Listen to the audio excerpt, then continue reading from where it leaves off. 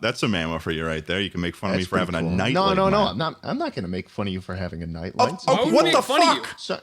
We're not going to stoop to your level, Ted. Yeah, Ted. What is my level? Ted really just said, "Be as rude as I am to you." You know. You're a sick beast. You're like a feral beast? You're like a feral hog running amok. You call it a feral hog? Feral hog running around. Oh my god. The West Coast amongst all the other feral hogs that live there. Oh, I know. That's all it is. That's all it is. It's just feral hogs in these zip up suits. Yep. I'm just at a loss for words at the level of true and out of control slander that has occurred on this secondary Chuckle Sandwich podcast. I can't see your webcam right now, but you're probably killing someone. Yeah. You know, I kind of wish I was. I think you would be. And you know what, Charlie and Ted, if I could say one thing that would help Ted's situation out a little bit, you know what you could do? I doubt it will. You know but go for it. No. I think it will. Ted, you know what you could do? You can fucking cry about it. All right, you big baby. You Holy fucking crap. cry about it. How's that? Put that in your pipe and smoke it. This entire podcast is giving me flashbacks to like my childhood right now of like being the odd one out in a friend group. This is. I've only seen him cry once, Schlatt, and when I did, it was one tear, and the tear was black. Wow. That's crazy. How Sorry, you saw that. That's my demon inside. That's Asmodeus. Oh, okay. Yeah, that makes sense. He's screaming to come out. Well, I mean, that's all I really have to No, say. I won't do that. I won't kill them. What?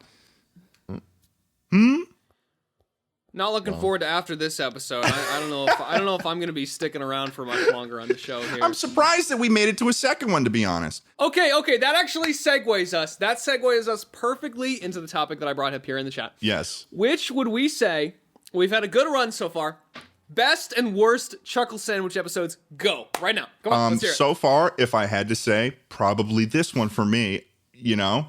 This one is the best, I think Ted was about to say. No. I think Ted was about to say that this one was the best episode. I think it's less about the best and worst and more about the truth. And Schlatt, it's important we get it out there. I think it is. No more lies. What are you going to do? What are you going to do about it, Ted? Cry tar? You know, I just might. And I didn't know I'd find myself on the fake news episode like Ben of the Shapiro Chuckle Sandwich now. podcast. That's how we know we've got him cornered.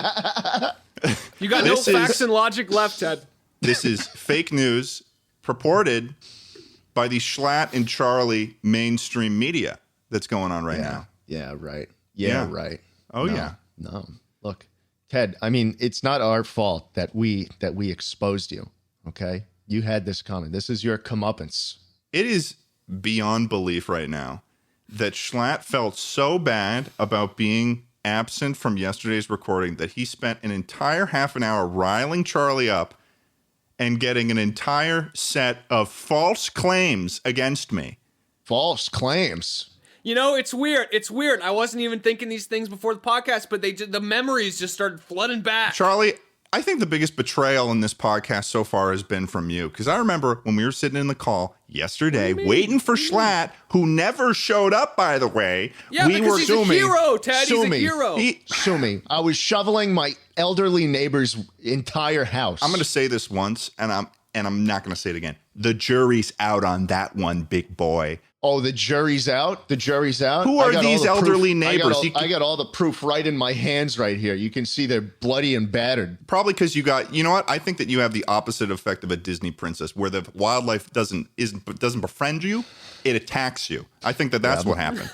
I'm like a shitty King Midas. Schlatt has a rabies radius. Yeah. Yeah, all the animals in the local area that have rabies are just attracted to him and just come at him. Wildlife don't get close to me. I shoot them.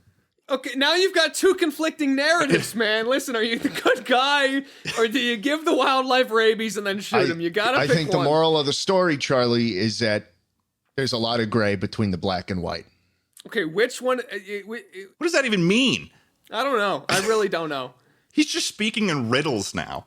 Ted, listen, man. This is a great opportunity. You got to switch the topic fast, or he's gonna pull me back in. Okay. And you're gonna be fucked. Your career's Charlie, did ruined. I ever tell you the time? No. That Tenjamin Nivison II walked up to me and said, "I hate Charles Slimesicle. Oh, that reminds me of a time too. Oh, does it? That reminds Is it me of the dredging time up the old memory, the old walked memory up to machine? me and he pulled out a picture of you, and he pulled out a little pocket lighter and he started burning it, and just laughing in front of me. He just started laughing. Ted, what the hell has gotten into you? This is out of control. This is. I don't even know what to say at this point to you guys. SMHing my head right now, Ted. He pulled out one of your little U2s with like some pins in it and like stitches, and he's like, he said, "I hope this works," and he ripped the arm off. He made a U-Do doll? A U-Do doll? I do not own any U-Do dolls. A voodoo. Some U2's voodoo magic. Oh, God. Yeah, you don't own it anymore because you burned it and then hit it with a car. Exactly. It's really weird that you did that. But, you know, I'm willing to put our differences aside. And oh my God, are there differences? I'm willing to put it all aside in the pursuit of making, is just sucking as much money out of this podcast as possible. Yeah, we're supposed to make a lot of money from this, I'd say. Okay. We are poised. And I mean, holy shit. After everything, you know, Ted, not sure if the three-way split's Whoa. really Charlie is the one that can't get past the fake claims of misdoing right now. Charlie, you're that. Really don't know, man. I just, you know, I thought I knew who you were, but in these last 30 minutes where Schlatt has said all of these things that are, it's pretty obvious that you've just been putting on this front with me for a long time. I think with my little brain. Yeah, that makes two of us. Exactly. That me and Charlie's appearance on this podcast is worth more than Ted's. And so maybe we work out some kind of 40-40-20. split. Oh, I think that's. I don't like the words you're saying right now. You don't. You guys just show up. Maybe even a 50-30-20. Oh, well, hang on, Ted. This is like the forced takeover of a business. One time Schlatt walked up to me with a picture of you. Oh. And he pulled out this lighter. Oh, did he? And he just set it on fire and he just started laughing. Wait a second. Like that maniacal laugh that he does every now and then? And I'm proud of that it. exact same laugh. Yeah. Wow. I'm proud of it. You know, now that I'm thinking about it. Okay, now that Schlatt. I'm thinking about it. Where was Schlatt yesterday for the podcast we were supposed to record? That is a very interesting point, Charlie. 50%, and I think that 50%. let me raise you this right now and shut the fuck up, Schlatt, because I've got something to say. One time at a convention, and he pulled out your U2s, right? Yeah. And he said, "Haven't you ever seen anything in your life as ugly as this?" And I said, "Schlatt, that's a really rude thing to say about Charlie's U2s. I know he worked really hard on that. You know, he's really proud of that." And he said, "I don't give a dog's damn." And he threw it on the ground and he stomped on it. And then he maniacally laughed. Spit on it. Why do you do that? I'm laughing at that. I'm laughing at that. I don't believe that laugh. I don't think that laugh was true. Ted, I think we got to get this guy out of here, man. I don't trust this guy. We already signed the contract. It's mine. 50%. I never signed a contract. I never signed anything.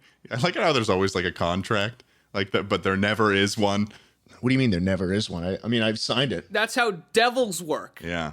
They're called verbal agreements. Verbal agreements. Yeah. They'll kill you. So they get you. They'll kill you for That's how sure. they get you. Speaking of killing, though, I've got a fun topic for you guys. A little segue, a little whoop. Here we go. We're on another topic here. Perfect crime. What do you mean? I honestly think it's already been. I think it's already been. I think Schlatt already committed it here on the show. He did. He committed a crime to my my public outlook in a nifty. How long has it been? A nifty 36 minutes. Somehow I've got the ePDF. I've got it e-signed right here. Looks like somehow he has in the past retroactively changed the contract. Wow. To be How did he do taking that? 50%.